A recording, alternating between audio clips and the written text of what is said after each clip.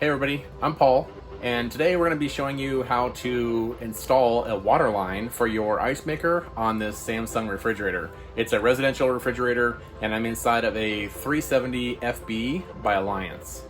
So yours may be a little bit different, but this is just a kind of a quick demonstration on how you can put the water line and hook it up, this being inside of a slide. Since it's in a slide, it does pose a little more challenges. You have to have enough cord to actually, when you pull the slide in. That shouldn't be a big issue, but we're gonna tackle that. I did this project in under maybe $30, and I spent about maybe 30 minutes. It was a little bit longer since I recorded everything, but it took me about 30 minutes to install it. Here are the three products we're using to install a water into the refrigerator. We just got a half-inch by half-inch by quarter-inch T-valve, so it has a little shut-off valve if you need to shut it off or not. That was about 20 bucks. This is the most expensive part of the entire thing. Other than that, we just got some quarter-inch outside diameter, and this is a 20-foot section. I probably won't need 20 feet, but wanted to get the 20-foot versus the 10-foot just in case. And then I got a little connector to go from the back of the refrigerator to this hose. And this is a double quarter-inch union coupling, push to fit. So all in all, I spent about $30 for the three items. And then I'm gonna drill some holes and do a bunch of other cool stuff, and I'll take you along for the ride. So I'm gonna route the line coming right from this gap right here, and it's gonna run right through here. And then I'm gonna run it right in through this wall. So here's my drill setup. I'm going to use this bendable extension with a drill bit. I'm using a 5/16 drill bit.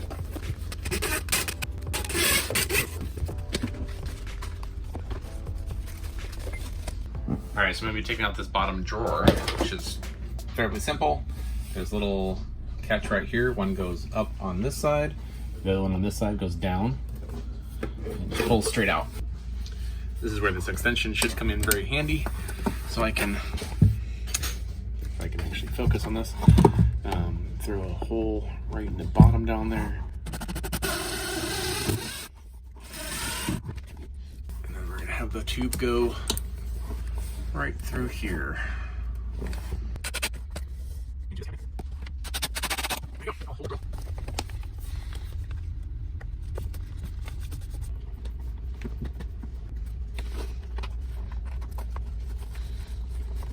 All right, so for this part, it could get a little tricky. You need to make sure this water valve is closed. This is in the closed position already. I already took this off to get some measurements on this. I was gonna put a valve right in here, similar to this, but I could not find I think it's like a half-inch female to a half-inch male, and with a quarter-inch T on it. So I'm gonna go ahead and just cut this straight in the middle. They have tools for this. You can actually use it for a cutter for PEX. So you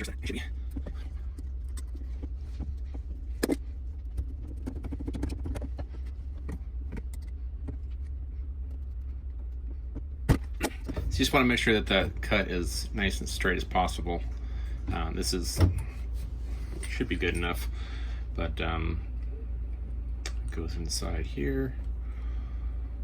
These little shark bites are pretty good.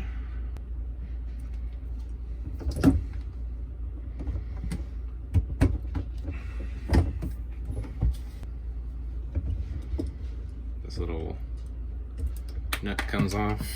There's a little brass fitting that should go over top of your tubing. But first, this has to go on.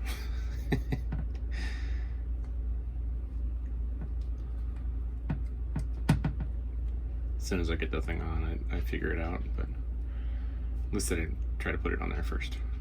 It goes inside of there, and that just squishes down and creates a nice tight seal. And I want to use a proper tool, maybe not the Robo Grips from 1985.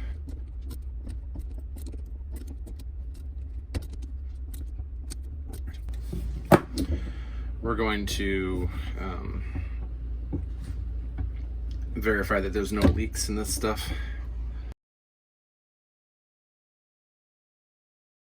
And I think at some point I want to put a filter, an inline filter in this, and I might have to use this area down here, this cabinet, to put a filter in here. Might be a good idea. So now we're gonna go and pull the refrigerator out and hook up this line to the back.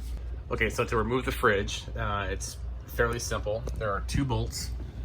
One's right there, or not bolts, screws. One right there and one on this side, right here. All right, so once you remove those bolts, there are 2 screws right here, and you can see how they go right into the floor. Remove those 2 bolts, and this fridge will roll on these 2 rollers straight out. All right, so here's what the back of your refrigerator is going to look like. What you're going to want to do is just get a Phillips screwdriver, take this apart, and then it's going to have this little cap on it that just comes right off. All right, so now this is what this little coupling comes into. It's just a push to connect. Push it in just like a normal water fitting. And then the blue line goes in the top, or the other side. That should be it. Super easy connection. Okay, for this I'm just going to tie these 2 together and put it back on the same hole that it came out of.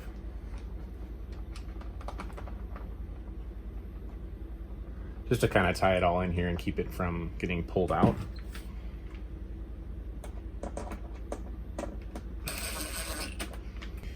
Let's turn the water on and check for leaks. Well, I'm actually very impressed that I didn't have any leaks in the first try. So now we're gonna see how long it takes to make some ice. And now we just need to slide the refrigerator back in and button it all up.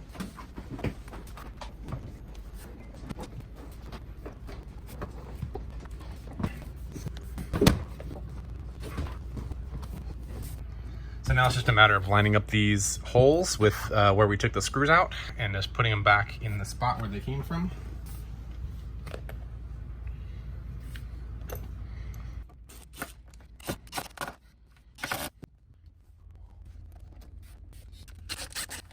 All right, we'll put the base plate back on.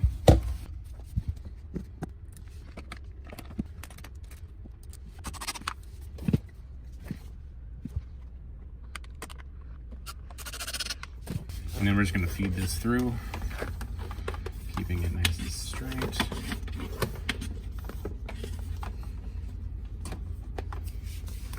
I'm okay with having this little line through here if it means that we have ice and we're not having to go and buy a $5 bag of ice every couple days. Here's a quick demonstration of how much line I have left over. So when it comes to the slide being put back in, I'm just going to pull this through, make sure it doesn't kink it. Just like this. This way I have plenty of space for the slide to come back in. And then when we park and I put the slide back out, I'm just gonna pull this in. Just like that. So you won't trip on anything, it doesn't impede in the door, and there won't be any issues. I did have to take a zip tie off of this part. This was clamped on by a zip tie. I took that zip tie off and I think I'm gonna leave it off just in case I have to turn this off or do any more work. But I think I will probably shut this valve off when we go to move someplace, just so there's no worries about this ever springing a leak. I'm not gonna have a lot of water pressure in here anyway, but I just wanna make sure that nothing will leak and cause any problems. So just a quick recap on everything I've purchased. It was a shark bite 1/2 inch by 1/2 inches for the PEX line, and then it's a 1/4 inch for the small tubing, which is this. I also did a coupling, which is just a 1/4 inch by 1/4 inch coupling. And here is the price lift. You can pause that if you want to see how much it all cost. But I also purchased this as an additional. I got a 10-foot piece in case I need more, but I'm going to take this back. And I also got a separate, another one just in case I needed to extend it. But it all works. A 20-foot is plenty of space. I had a lot left over. Looks like the shark bite was 20 bucks. The hose, the 20-foot hose was $3.99, $3.92, and the 1/4 inch piece was $4.37 for each one of these. So you can do this under 30 bucks at your local Home Depot or Lowe's or whatever place you want to shop. If you have questions about anything I did here, please leave them in the comments. Let me know. If I don't answer them, somebody else that's way smarter than me might answer them, like a plumber. I am not a plumber, just a disclaimer. So if you have questions, please leave them below. I'll get back to them. If I can't find out the answer, I will find the answer for you. All right, thanks for watching this video. If you found this helpful, please give it a thumbs up and subscribe to the channel. I'm gonna be dropping a lot more of these videos and some other helpful tips along with our other weekly videos that we come out with every week from our RV travels around the country. So stay tuned and hit the notification bell so you'll get notified when a new video drops.